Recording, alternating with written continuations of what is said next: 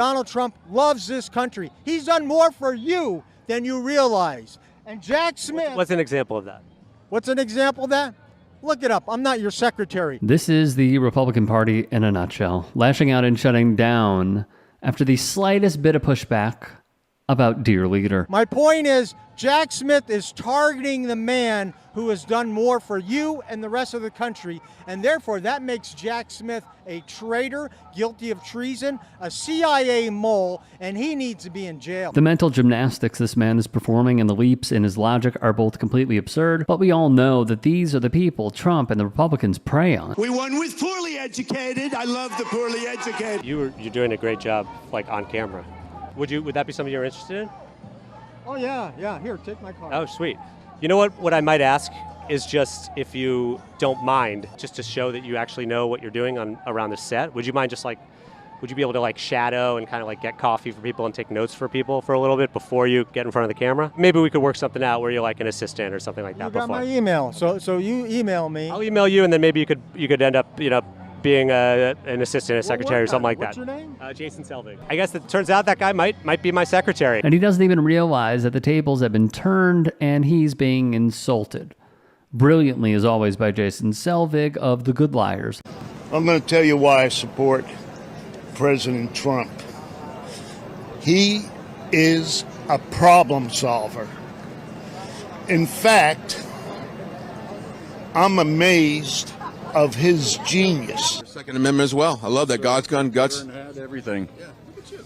And you know what? You got a cool haircut. I'm hoping. Also lost a lot of friends because I'm a Trump fan. I don't understand it, but you know what? We're all in for him. Yeah. And you know what? We're going to pray for those people who cannot open their eyes. However, it is sad to see someone so lost in the lies and delusions of the MAGA movement that they've lost the support system around them. Does it bother you that he ran a lot of his businesses into bankruptcy, though? No, it don't bother me at all. No, it don't bother me at all. I don't care if he... But if he runs the country like a business, he could bankrupt it. I don't care if he was smoking crack with Hunter. I don't care. I'm going to vote for him. I don't care what happens. I'm voting for him. Even if he was smoking crack with Hunter Biden? Hell yes, I would. When the Good Liars hit the scene, ears perk up. Okay, so what does it say there? Trump, no more bull. But what does it actually say there? Well, you just have to use a blue Sharpie. Okay, but it means bull. Yes. But it says... So. Indeed it does. This says, Trump 2020, make liberals cry again. But Trump's the one who's not in office. So the liberals were happy about the 2020 election. So if there is a group that's crying about it, it would be conservatives. He was first elected, and we were trying to, in 2020, we were trying to make that happen again, make them cry again. But then he lost. He lost, right, and now they're doing everything they can possible to stop him from even running in 24. But if you had to say who's been crying about the 2020 election, who would it be? Bit of an awkward silence there at the end. This is usually the case when MAGA are confronted with logic. I think the Bible should be taught in schools. Yes. Yeah? Most definitely. Because children have gotten away from that, because they have. And it needs to be put back in all the schools, Catholic schools and public schools. So you want the Bible back in school. Do you think there are books that should be banned from schools? Yeah, of course. There is a book that has a story of two daughters getting their father drunk and having sex with them. Would you want that in a school? No, absolutely. Yeah, of course not. Of course not. No. That's outrageous. That's the devil's work.